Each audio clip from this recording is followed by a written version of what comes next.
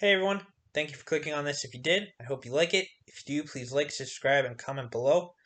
So this is the continuation of my Criminal Minds CSI reviews. I finished Criminal Minds on my last review with Beyond Borders, which is up on my channel. Please check that out. So this is for the next spinoff of CSI, which was CSI Cyber.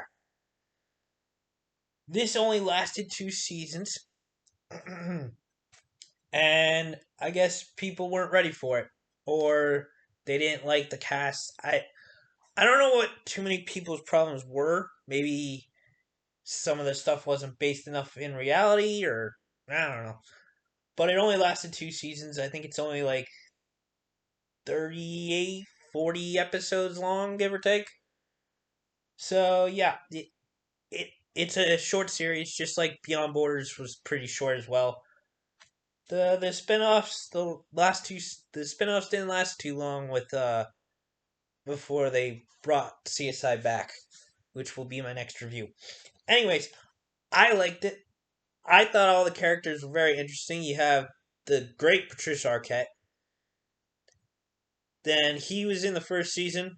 I forget his name. I don't know the actor's name, but he's been in many things over the years. He was only in the first season, and then they replaced him with Ted Danson in the final season because it works out if you watch all the stuff. So Ted Danson's character was on CSI from seasons 12 to 15. Then that ended, and then this picked up.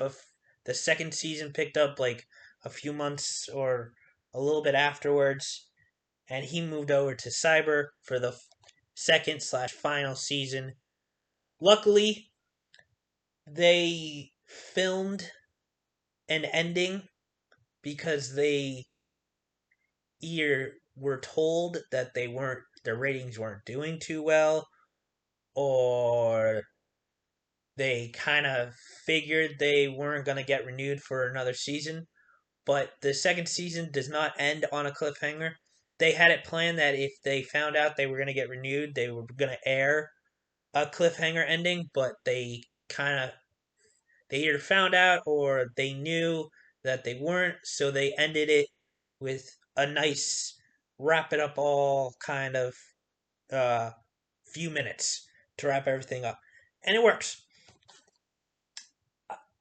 I like this take because, especially nowadays, technology is just getting more and more advanced, and this deals with that advancement and how people are getting into your homes with all the technology and stuff. It's a very interesting take. Yes, they use science and other areas to investigate the crimes, but they're investigating cyber crimes. Anything that deals with a computer, a cell phone, or anything electronic, they tackle it here, and I like that. I think it's very relevant for today's society, and I definitely think it's worth a watch. I don't think it deserves as much hate as it got. Plus, you have James Vanderbeek in it before he got really, really sick, like he is now. Unfortunately, I hope he gets better. Uh, then you have this guy who some of you may recognize him from when he was a kid. I forget what his real name is. Where can I?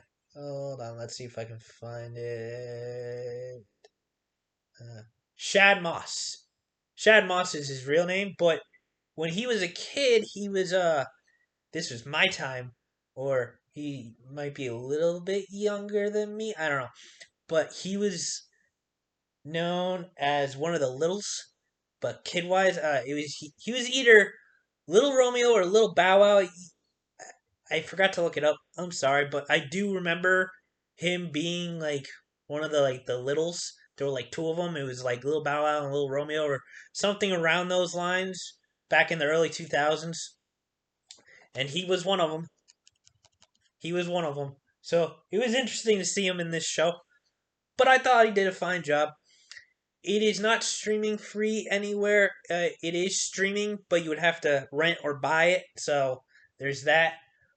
but both seasons are on DVD, and I'm pretty sure they're pretty cheap. Like, I don't think they're like 30, $40 a season. I think they're like 10 to $20 each season, sometime something around those lines. So it's not super expensive to get both seasons if you so desire.